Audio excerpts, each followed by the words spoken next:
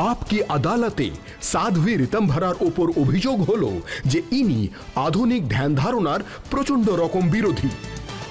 ঋতম্ভরা দেবী, যারা আপনার প্রবচন শোনেন ওনারা বলেন যে যে সমস্ত নতুন যুগের জিনিসপত্র আছে, ইন্টারনেট আছে, মোবাইল আছে, আপনি নাকি তার বিরোধিতা করেন, আর আপনি বলেন যে মোবাইল তো বিষ, প্রাণঘাতী। রজত বাবু, আমি তো হলাম খুবই মডার্ন সন্ন্যাসী, আমি কি করে আধুনিকতার বিরোধিতা করতে পারি? কিন্তু অতি সর্বত্র বর্জিত যদি কোনো জিনিস অতিরিক্ত হয় সেটা ভালো হয় না। এই জন্য আমি দেখেছি যে আমাদের সন্তানেরা অনেক কিছু জানে না, কিন্তু ওরা মোবাইলের মধ্যে চোখ দিয়ে বসে থাকে।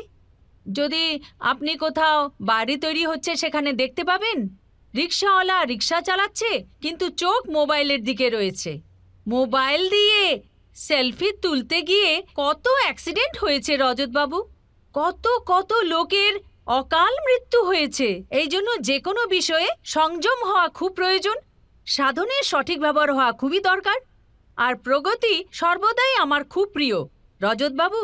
এই জন্য আমি ভব্য ভারতের স্বপ্ন দেখেছিলাম, কিন্তু তার মধ্যে যোগ্যতা থাকা প্রয়োজন। আর তারপর ঘোড়াকে লালন পালন করা সেটা তো আমাদেরই দায়িত্ব না রজত বাবু, কিন্তু তা বলে ঘোড়া আমাদের মাথার উপর উঠবে সেটা তো ঠিক নয়। এই জন্যই সামঞ্জস্যতা প্রয়োজন। আপনি একদম ঠিক বলেছেন, সামঞ্জস্য থাকা উচিত। আরো একটা ঘটনা আমি শুনেছিলাম যে মিয়ামিতে আপনি গিয়েছিলেন সমুদ্রের ধারে বিচেতে, আর 15 মিনিটের মধ্যে পালিয়ে চলে এসেছিলেন।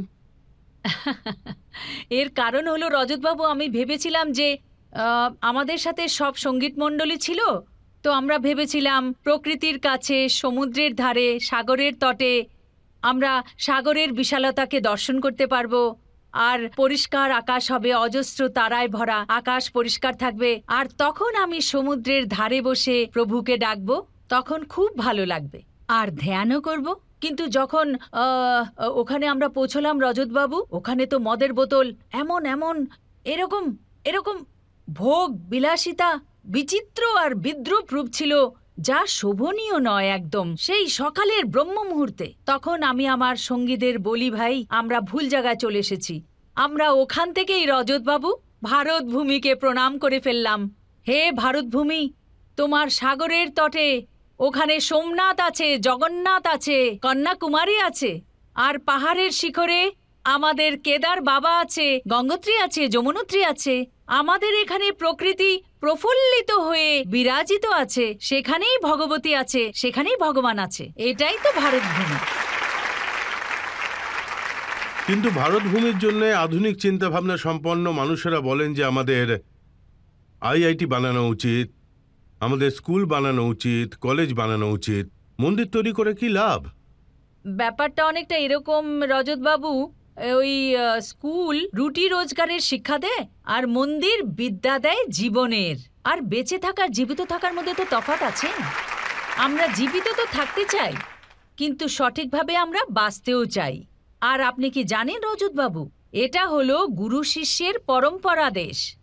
আর স্যালারির টাকা গোনে গুরু, আর চেলা যারা আছে তারা নকল করে পাশ করে, এরকম তো ভারতে কখনো ছিল না। তাই পায়ে পড়ার অভ্যাস থাকা উচিত। আর আপনি তো জানেনই রজতবাবু, যখন কলসি নিচু হয় তখনই নদীর জলে পরিপূর্ণ হয়। আর আমরা যখন ঈশ্বরের পায়ে গিয়ে নত হই তখন আমাদের প্রজ্ঞা জাগরিত হয়, কারণ গ্রহণ করার সামর্থ্য অর্জন হয়।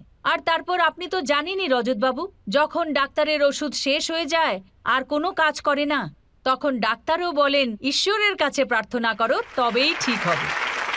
এই জন্য বিদ্যালয় দরকার, বিশ্ববিদ্যালয় তৈরি করা উচিত, হাসপাতাল অবশ্যই তৈরি হওয়া উচিত, কিন্তু মন্দির কেন হওয়া উচিত না? ভারতের ভূমি তো মন্দিরের ভূমি। এখন যেমন তেজস্বী যাদব বলছেন যে আপনি যদি অসুস্থ হন তাহলে হসপিটালে যাবেন না মন্দিরে যাবেন? অবশ্যই হাসপাতালে যাব আর ভগবানের কাছেও প্রার্থনা করব। মন্দির থেকে ফিরে এসে মা প্রসাদ মুখে দেবে যে ডাক্তারের ওষুধ তখনই কাজ করবে বাবা, যখন ঈশ্বরের আশীর্বাদ তোর ওপর থাকবে। যেমন কি আপনি জানেন, আজকাল রিয়েল লাইফ হিরোর ওপর অনেক সিনেমা তৈরি হচ্ছে। তো আপনার কি মনে হয় আপনার জীবনের উপর সিনেমা তৈরি করা উচিত? ও বাবু, তুই এই কথাটা বলে আমার বুক ভরে দিলি। আমার সমস্ত পরিশ্রম সফল হয়ে গেল। বাচ্চাদের মনের মধ্যে এই কথাটা এসেছে। তো আজ আমি এখানে বাচ্চাদের বলতে চাই, মানে যত ছেলে মেয়ে এখানে বসে আছে রজতবাবু, যে আমরা শৈশবে আমাদের দাঁত অনেক গুনেছি আর বড় হয়ে খুব হেসেছি, আর আমরা যৌবনে শূর্পণখা আর উর্বশীর মধ্যে ফাঁসিনি। আমরা গুরুজন আচার্যদের ভক্ত, রাজপাট আমরা চাই না, বড় ভাইয়ের ওই চরণ পাদুকা 14 বছর নিয়ে কাটিয়ে দিই। এই ভাবনা চিন্তা নিয়ে ভারতে বাঁচতে হবে, তাই না রজতবাবু? এই ভাবনা চিন্তা নিয়ে আপনি বাৎসল্য গ্রাম তৈরি করেছেন, এই ভাবনা দিয়েই আপনি বাচ্চাদের নতুন জীবন দিয়েছেন। এ নিয়ে কথা না বললে এই অনুষ্ঠান তো সম্পূর্ণ হবে না। তো এই আইডিয়া আপনি কোত্থেকে পেলেন? রজতবাবু, আমি যখন রাম জন্মভূমির আন্দোলনের জন্য সব জায়গায় ঘুরছিলাম, আর সেই সময় আমি কোনো অনাথ আশ্রম বা নারী নিকেতনে আশ্রয় নিতাম।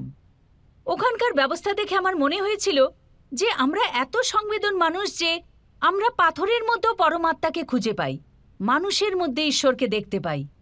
তাহলে আমরা নিজেদের বাচ্চাদেরকে রুটি দিয়ে, ফল দিয়ে, জামা কাপড় দিয়ে লাইন করে ওদেরকে খাবার দাবার দেওয়া হচ্ছে, আমরা নিজেরা দাতা হচ্ছি আর ওদেরকে বেচারা তৈরি করছি। তো এই কথাটা আমার মনের মধ্যে খুব আঘাত দেয়। তারপর আমার মনে হলো যে নারী নিকেতনের মহিলারা যদি যশোদা মা হয়ে যান, অনাথ আশ্রমের ছেলেমেয়েরা ভাই বোন হয়ে যায়, বৃদ্ধাশ্রমের বয়স্করা দিদিমা ঠাকুমা হয়ে ওঠেন, মাসি পিসি হয়ে যান, এরকম একটা ভাব এলো মনে। তারপর আমার মনে হয় রজতবাবু, যেহেতু আমার উপর একটা চাপ ছিল যে আমি রাজনীতিতে যাই, সেটা আমার রাস্তা ছিল না। তারপর আমি আমার পুরো শক্তি, আমি ভাবি যে এই প্রকল্পকে, এই প্রয়োগকে আমি নিজে যশোদা হয়ে সম্পূর্ণ করব। ব্যাস, তারপর এরকম হতে লাগলো। আর আপনি দেখতে পাচ্ছেন যে কি সুন্দর বাৎসল্যের সৃষ্টি তৈরি হলো। না কেউ অনাথ, না কেউ বেচারা, না কোনো মহিলা আশ্রয়হীন। আর তারপর রজতবাবু, আপনিও তো জানেন যে ঈশ্বরের আশ্রয় দেয়নি হয়, সে নিজে আশ্রয়হীন কি করে হতে পারে? সে যশোদা হয়ে গৌরব অর্জন করে, বাচ্চারা ভালোবাসা পাক, মা বয়সকালে আশ্রয় পাক, বয়সকালে লাঠি পান, আর একজন তরুণ মহিলা বাচ্চাদের জন্য মায়ের কোল হোক আর বয়স্কদের জন্য আস্থাভাজন হন। এই চিন্তা ভাবনা নিয়ে দেখুন, সারা বিশ্বে এরকম দ্বিতীয় উদাহরণ নেই। আর আমি এটাও শুনেছি যে আপনি মেয়েদের জন্য সৈনিক স্কুল তৈরি করছেন। হ্যাঁ, সেটা তৈরি হয়ে গেছে। এটা একটা আমার অনেক ড্রিম প্রজেক্ট ছিল রজতবাবু, যে আমার দেশের মেয়েরা কোমল হৃদয়ের হয়, আর কোমল কলির মতো বা কুসুম কুসুমের মতো, আর মানে একটু লাজুক লাজুক মতো, আর ওরা জিন্স প্যান্টই পরুক না কেন, কিন্তু হরিণের মতো হৃদয় নিয়ে, আর না হলে রাজস্থানের মরুধারার সরস্বতীর মতো। এরকম তো হওয়া উচিত না? ও বাচ্চাদের ছড়াও হোক আর বুড়োদের লাঠিও হোক, আর আকাশে উঠতেও পারুক, আর সীমাতে একটানা দাঁড়িয়ে বুক চিতিয়ে নিজেকে প্রস্তুত করতে পারে। শত্রুর যদি গুলিও আসে তাহলে যেন পিছন ফিরে না তাকায়। যেমন আমাদের দেশের যুবকরা দেশের জন্য পতাকা নিয়ে যায়, হয় পতাকা বসিয়ে আসে, না হলে পতাকায় জড়িয়ে আসে। তাই ভারতের নারীদেরও যেন এই সুযোগ প্রাপ্ত হয়। এই জন্য ছেলেদের জন্য হিমাচলে, আর রজতবাবু, আপনার দ্বারা এই সমাজে এটা আমার বলতে খুব গর্ববোধ হচ্ছে যে ভারতের সর্বপ্রথম মেয়েদের জন্য সৈনিক স্কুল বাৎসল্য গ্রামে তৈরি হয়েছে। খুব ভালো। শেষ একটা প্রশ্ন কেউ করবেন? যেমন কি সবাই জানেন যে আপনি রাম মন্দিরের জন্য অনেক প্রতিরোধ করেছেন, অনেক সংঘর্ষ করেছেন, আর আজকে তার প্রশংসনীয় যোগদান করেছেন। এখন আপনাকে আমি জিজ্ঞাসা করতে চাই যে মথুরায় যে কৃষ্ণ ভগবানের জন্য মন্দির তৈরি করা হবে, তাতে আপনার প্ল্যান কি? আমি এটা ভাবছি যে 22 জানুয়ারিতে দিওয়ালি থেকেও বড় দিওয়ালি হয়ে যাক, আর এই দিওয়ালি হয়ে গেলে কৃষ্ণ জন্মভূমিও আমাদের হয়ে যাবে। রজতবাবু, হ্যাঁ বলুন। আমার একজন মেয়ে এসেছে, আচ্ছা, যে আপনাদেরকে একটা গান শোনাবে। হ্যাঁ হ্যাঁ অবশ্যই সিমরান, অবশ্যই। কোথায় তুমি? तू कितनी अच्छी है, तू कितनी भोली है, प्यारी प्यारी है ओ माँ, ओ माँ। तू कितनी सुंदर है, तू कितनी प्यारी है, प्यारी प्यारी है ओ माँ, ओ माँ, ओ माँ, ओ माँ। খুব সুন্দর। রজত দাদা, ওর সাথে শিয়া এসেছে। আচ্ছা, শিয়া, শিয়া হ্যাঁ। দাঁড়িয়ে সবাইকে শুনিয়ে দে, ও একটা কবিতা হ্যাঁ। লিখেছে। किससे दर्श दर वर्ष हर बार आएंगे, मुझे खुशी है इस बात की कि इस वर्ष मेरे श्री राम आएंगे। বাহ, আর ওই কবিতাটা বলে দাও।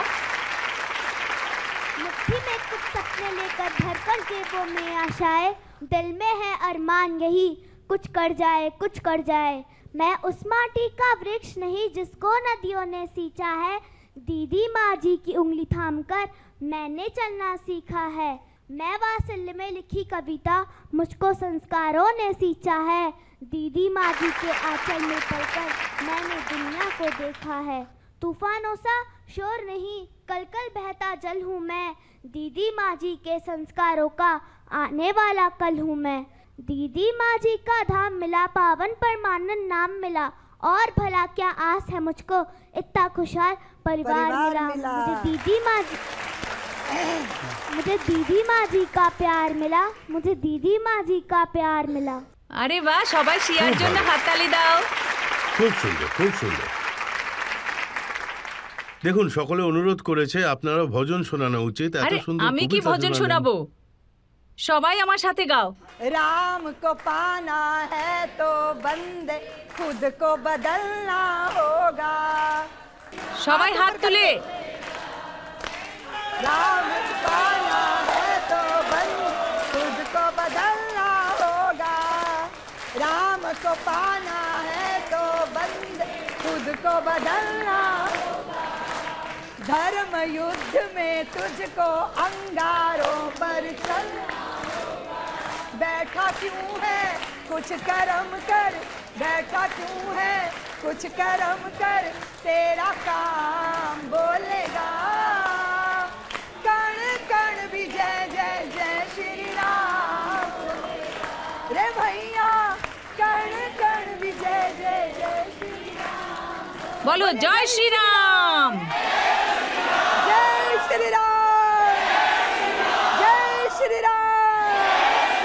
बोले अयोध्या धाम की, भारत माता की, अखंड भारत की, आज के आनंद की। ओम नमः पार्वती पतये।